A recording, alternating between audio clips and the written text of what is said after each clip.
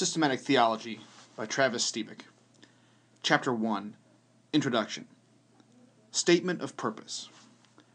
I am a United Methodist minister. One of the great problems of the Methodist heritage is that it has not, in general, produced outstanding systematic theologians. We have produced outstanding biblical scholars, especially in the UK. We have produced excellent practical theologians and ethicists, but we have not done well at training and encouraging the systematic study of theology. When we look back through the history of American Methodism, we do find some significant theologians, but they often either content themselves with restating basic themes from Wesley and other predecessors, or depart rather radically from traditional Christian faith, such as Borden Parker Bound with Boston Personalism and John Cobb Jr. with process theology. In light of this, combined with the fact that Wesley himself was driven by the needs of an ever-expanding revival and had neither the desire nor the time to really develop a distinctly Methodist systematic theology, he even claimed he had no time to write his notes on the Old and New Testaments, there are simply not very many models of outstanding theology within the Methodist tradition to draw from. Because of this, I've often found myself looking outside of the Methodist tradition for theological resources. These resources have mostly been in the ancient ecumenical theologians of the Nicene period and the more recent Reformed theologians, primarily the Bardian tradition as mediated by T.F. Torrance. Indeed, as a Methodist, I see this appropriation of non-Methodist theological traditions to be fully in line with Wesley's own practice, as study has shown that Wesley drew from all kinds of non-Anglican sources, particularly Nicene-era theology and the Reformed tradition of his own time. Some might question the very existence of this systematic theology.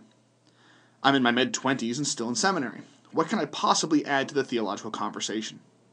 The answer is not very much. John Calvin wrote his Instruction in Faith, which outlined the major themes of Christian faith when he was in his mid to late 20s, which formed the framework for his institutes. T.F. Torrance was forced to organize his thoughts on the entirety of Christian theology just after completing his doctoral studies with Karl Barth in his mid-20s, as he taught for a year at Auburn Seminary in New York.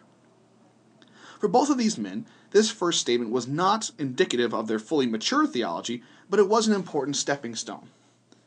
This is all I hope to achieve. If a single layperson or pastor can read this and be encouraged and learn something, my effort will be repaid many times over.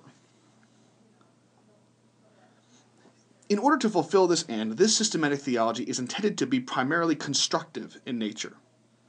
There are theologians and other Christians who establish their position not necessarily by articulating what they believe, but by stating quite clearly what they do not believe.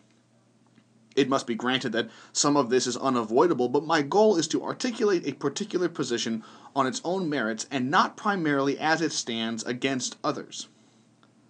Additionally, I hope that when such a critique of opposing views is included, the fundamental reasons why they are opposed will also be included. I have found in my personal experience that knowing why a view was declared heretical is very important, not only for knowing what really makes up the core of Christian faith, but also by showing how our unspoken methodological presuppositions can color our interpretation. It is a presupposed conviction of mine, for which I am indebted to T.F. Torrance, especially as first mediated to me through Dr. Elmer Collier at the University of Dubuque Theological Seminary, that good theology is never anything more than a deepening, broadening, clarifying, and bringing to explicit articulation what the faithful, who have lived long in the Scriptures and in the worshiping life of the Church, have implicitly always known because of their sustained encounter with God.